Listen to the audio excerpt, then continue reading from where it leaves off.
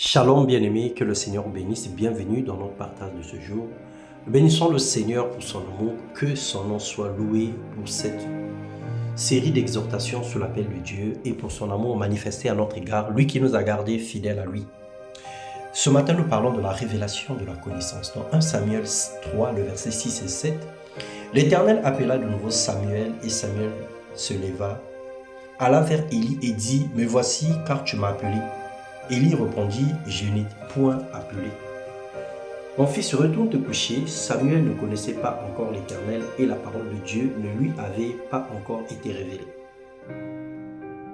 Et ce qu'il a prédestiné, dit la parole de Dieu, il les a aussi appelés. Ce qu'il les a appelés, il les a aussi justifiés. Et ce qu'il a justifiés, il les a aussi glorifiés. Romains 8, le verset 30. Le Seigneur connaît ses serviteurs dès le sein maternel. Nul ne devient serviteur de Dieu par ses forces, ni simplement à la suite d'une formation biblique. Cependant, pour accomplir véritablement l'œuvre de Dieu, après avoir été choisi, désigné ou appelé, il faut avoir la connaissance de Dieu et de sa parole. Non seulement par son étude et son exégèse, mais également par l'interprétation et la compréhension que le Saint-Esprit nous donne. C'est par révélation que j'ai reçu la compréhension du mystère sur lequel je viens d'écrire en quelques mots et en les lisant, vous pouvez vous représenter l'intelligence que j'ai du mystère de Christ, disait l'apôtre Paul. Éphésiens 3, le verset 3, c'est par révélation que j'ai eu la connaissance du mystère.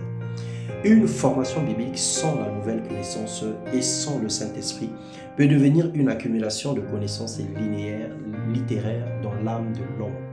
Cette connaissance, lorsqu'elle n'est pas accompagnée de la vie de l'esprit, peut enfler l'orgueil et conduire à la mort spirituelle.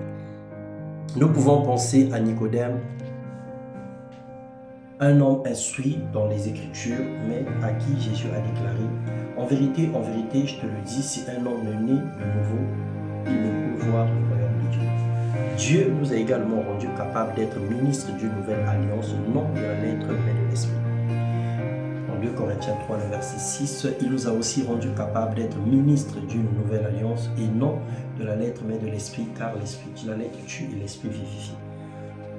Je ne cesse de rendre grâce à Dieu pour vous, faisant mention de vous dans mes prières, afin que le Dieu de notre Seigneur Jésus-Christ, le Père de gloire, vous donne un esprit de sagesse et de révélation dans la connaissance, et qu'il illumine les yeux de votre cœur pour que vous sachiez quelle est l'espérance qui s'attache à son appel, quelle est la richesse de sa gloire, quelle est la richesse de son héritage qu'il réserve aux saints.